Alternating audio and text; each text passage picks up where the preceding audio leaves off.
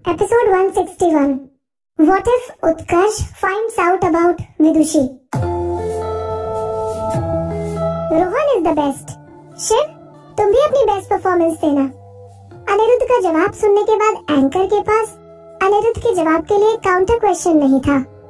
Anchor के पास कोई भी ऐसा तरीका नहीं था जिससे कि वो रोहन और शिव को मेन फोकस ना बताते हुए फैंस को डिसअपॉइंट कर दे। एक शो का एंटरटेनिंग और सेंसेशनल होना जरूरी था, लेकिन अगर कोई एंकर पार्टिसिपेंट्स और आर्टिस्ट को उनकी पॉपुलैरिटी के बेस पर जज करती तो फैंस बुरा मान जाते।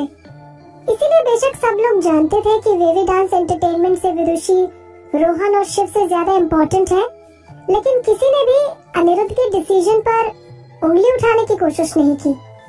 एंकर ने भी नहीं। एंकर प्रोफेशनली मुस्कुराई और दूसरे प्रोड्यूसर को मौका देने से पहले कुछ देर तक चटपटी कमेंट्री करती रही। कुछ प्रोड्यूसर्स ने पहले से अपने मेन सिंगर को चूज करने का मन बना रखा था। फ्लिपिंग द कार्ड इवेंट में कार्ड चूज करने का सबसे आखिरी नंबर उत्कर्ष सिंह का था। वो धीरे से चलकर स्टेज के बीचों बीच आया और एक लड़की की टेबल के सामने खड़ा हो गया। उस लड़की की टेबल पर कुछ सिंगर्स के नाम के कार्ड रखे हुए थे। वो उन कार्ड्स को ध्यान से देखने लगा। उसने अभी तक डिसाइड नहीं किया था कि वो कौन सा कार्ड चूज करेगा। इनफैक्ट इस इवेंट का आउटकम हर साल की तरह प्री डिटरमाइंड था। प्रोड्यूसर्स कभी भी स्टेज पर आकर अपने सिंगर को चूज नहीं करते, बल्कि वो पहले से डिसाइड करके आते हैं। इस बार टाइम म्यूजिक एंटरटेनमेंट की तरफ से उत्कर्ष सिंह ने जसविंदर सिंह को चूज करने का सोचा था, जो कि सत्या चक्रवर्ती की तरह पॉपुलर और जाना माना सिंगर था। जसविंदर सिंह की टीम में होने से उत्कर्ष आधा फेस्टिवल तो वैसे ही जीत जाता, लेकिन वो इस समय सोच विचार कर रहा था। टेबल पर रखे हुए कार्ड्स को देखकर उत्कर्ष की नजर इस छोटे से कार्ड पर गई, जिस पर विदुषी का नाम लिखा था। क्या उसे विदुषी के कार्ड को चूज करना चाहिए? उत्कर्ष के पीछे एक बड़ी सी स्क्रीन लगी हुई थी, जिस पर टेबल पर रखे हुए 10 आर्टिस्ट के कार्ड्स का नाम प्रोजेक्ट किया जा रहा था, और साथ ही उत्कर्ष के चेहरे पर एक्सप्रेशन का क्लोजअप, उसके इमोशंस, उसके एक्सप्रेशंस और उसकी सोच ऑडियंस में दूर बैठे हुए लोग स्क्रीन पर साफ देख सकते थे। अब देखना यह कि उत्कर्ष कौन सा कार्ड उठाएगा। स्टेज एंकर उत्कर्ष के चेहरे पर हेजिटेशन देखकर ऑडियंस के बीच हाइप बनाने की कोशिश करने लगी। वो मुस्कुराई और बोली, मिस्टर सिंह, कुछ परेशान दिख रहे हैं। क्या उनकी नजर में सारे सिंगर्स एक से बढ़कर एक हैं? सारी ऑडियंस जानना चाहती कि मिस्टर सिंह कौन सा कार्ड उठाएंगे। ड्रेसिंग रूम में विधि के साथ बैठे हुए कई और आर्टिस्ट ड्रेसिंग रूम में लगे टीवी पर स्टेज की लाइव स्ट्रीमिंग देख रहे थे। जिस तरह उत्कर्ष ने विदुषी के नाम के कार्ड को देखकर अपनी आईब्रो ऊंची की, उस एक्सप्रेशन से विधि के होश उड़ गए। क्या उत्कर्ष उसको अपनी टीम में लेने का डिसाइड करेगा?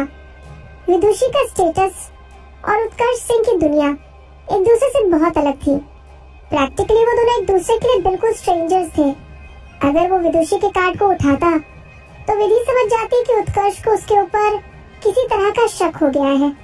विधि ने अपनी पतली उंगली से गले में पहने हुए पेंडेंट को पकड़ लिया, जिस पर मोहित और उसके नाम के इनिशियल कार्व्ड हुए थे।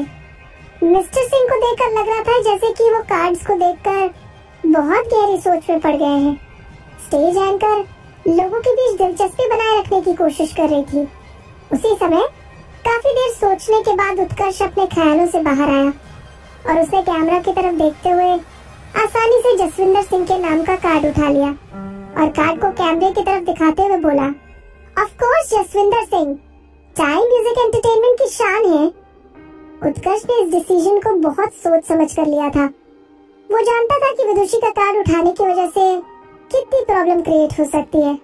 अपनी रेपुटेशन, स्टेटस, एज और म्यूजिक जेनर को लेकर वो दोनों एक दूसरे से बिल्कुल अलग थे, और तो और वो दोनों सेम कंपनी से भी नहीं थे, और न ही उनके बीच यूजुअली इंटरैक्शन हुआ करता था। ऐसा कोई रीजन नहीं था जिससे कि उत्कर्ष बिना हिचकिचाहट के विदुषी को अपनी टीम में ले लेता।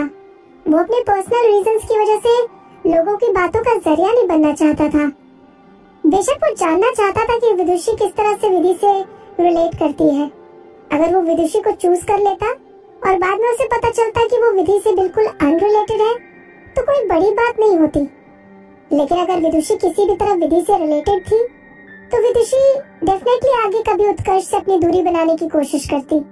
इसके अलावा अगर गलती से चेतन को शक हो जाता तो वो बिना कुछ सोचे समझे सारी बातें आरव को बता देता, और आरव तक बात पहुंचने का मतलब ये था कि फिर उत्कर्ष किसी भी तरह विदुषी की मदद नहीं कर पाता। वो नहीं चाहता था कि उसकी वजह से विदुषी की जान को खतरा हो, इसीलिए उत्कर्ष ने अपना डिसीजन बहुत सोच समझ कर लिया। और बाकी रही विदुषी की आइडेंटिटी की बात, वो तो उत्कर्ष बिना किसी को अलर्ट किए इन्वेस्टिगेट कर लेगा। अपनी टीवी स्क्रीन पर उत्कर्ष को जसविंदर के नाम का कार्ड उठाते देख विधि ने राहत की सांस ली। उसके हिसाब से अच्छी बात ये थी कि उत्कर्ष को उस पर शक नहीं हुआ था। विधि ने आसपास देखकर अपना सर हिलाया और मन में मुस्कुराने लगी। वैसे भी कोई इंसान ऐसे कैसे सोच सकता था कि किसी के मरने के बाद उसकी आत्मा किसी और लड़की के शरीर में कैसे आ सकती है। विधि के सर से परेशानी का बोझ उतर गया और वो अपना मूड अच्छा करने के लिए पूरे शो को ध्यान से देखने लगी। प्रोड्यूसर्स ने अपने 6 सिंगर्स को चूज कर लिया था और बाकी के बचे हुए सिंगर्स की परफॉर्मेंस सीक्वेंस को रैंडमली ऑनलाइन जनरेटर से डिसाइड किया गया। ऑनलाइन जनरेटर से रिजल्ट आने के बाद स्टेज पर लगी हुई स्क्रीन पर सिंगर के नाम नंबर ऑर्डर के सीक्वेंस से लिखे गए। विधि को 43rd पोजीशन मिली सेकेंड हाफ की शुरुआत में कहीं। उस पोजीशन को सबसे बेस्ट पोजीशन माना जाता था। तब तक हर एक प्रोड्यूसर को अपने ओवरऑल स्टैंडर्ड का रफ आइडिया मिल जाता था और वो अपने अपकमिंग सिंगर की वैकेंसी को ध्यान में रख लेते थे। विधि की पोजीशन ना तो शुरुआत की जल्दबाजी में और न ही आखिर के बोरिंग पर में थी। उसकी पोजीशन बिल्कुल वही थी जहाँ पर प्रोड्यूसर सबसे ज्यादा शांति और साफ दिमाग से डिसीजन लेते हैं। मेघना, सत्या और जीवा अपनी अपनी पोजीशन देखने के लिए आगे आए। नॉट बैड एट ऑल विदुषी, तुम तो बहुत लकी निकली। जीवा ने मुस्कुराते हुए विधि को ताना मारने से पहले जलन भरी नजरों से देखा। हालांकि वो विधि के लिए खुश थी। वेवी डांस एंटरटेनमेंट के अंदर सभी आर्टिस्ट आपस में बहुत अच्छे से रहते थे, शायद क्योंकि उनके बॉस मोहित ने उनको काम के लिए फ्रीडम दे रखी थी और सब आर्टिस्ट कंपनी में अपनी पोजीशन की इम्पोर्टेंस को समझते थे। सभी आर्टिस्ट दूसरे आर्टिस्ट की मदद करने के लिए कभी पीछे नहीं हटते थे, इसीलिए उन सबके बीच किसी भी तरह की दुश्मनी नहीं थी।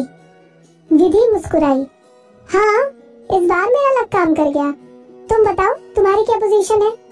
विधि के सवाल के बाद वेवी डांस एंटरटेनमेंट के सभी आर्टिस्ट ने अपनी पोजीशन के बारे में बात की। जीवा और सत्या की पोजीशन सबसे पहले थी, उनके बाद मिडिल पोजीशनिंग चैतन्य को और फिर आखिर में विदुषी को। क्या कोई मेरे साथ अपनी पोजीशन को एक्सचेंज करना चाहता है? चैतन्य ने सब लोगों से पूछा। फेस्टिवल को ज्यादा दिलचस्प बनाने के लिए सिंगर को अपनी पोजीशन आपस में चेंज करना अलाउड था। हालांकि कोई भी सिंगर बस एक बार अपनी पोजीशन को एक्सचेंज कर सकता था। उस समय तक एंकर ने ये वाला रूल सब लोगों को बता दिया था। विधि बोली, I am okay with anything. बेशक विधि को नौसिखिया माना जाता था, हालांकि उसके पास टैलेंट के साथ कॉन्फिडेंस और दीवा बनने का पोटेंशियल था। विधि को अपनी सिंगिंग पोजीशन से खास फर्क नहीं था। जीवा और चैतन्य विधि की बात सुनकर आगे बोले, हम भी किसी भी पोजीशन पर अपनी परफॉर्मेंस दे देंगे। सत्या ने विधि की तरफ देखा और बोला, हमें किसी भी तरह सेम टीम में आना है। अगर तुमसे पहले मेरी बारी आ गई तो तुम्हें उस टीम को चुनना होगा जिस टीम में मैं पहले से हूँ, जो कि थोड़ा मुश्किल हो सकता है। एक काम करते हैं, सिचुएशन को बदल देते हैं। तुम मुझसे पहले चले जाओ और तुम जो भी टीम ज्वाइन करोगी मैं उसमें आ जाऊंगा। सत्या सिंगिंग इंडस्ट्री के राजा की तरह था और बेशक वो ज्यादा चालाक नहीं था, लेकिन उसके कहने का मतलब था जो टीम उसको एक्सेप्ट करेगी वो टीम शायद विदुषी जैसी नौसिखिया को एक्सेप्ट ना करे, लेकिन जो टीम विदुषी को एक्सेप्ट कर लेगी वो जरूर अपनी टीम में सत्या को भी जगह देना चाहेंगी।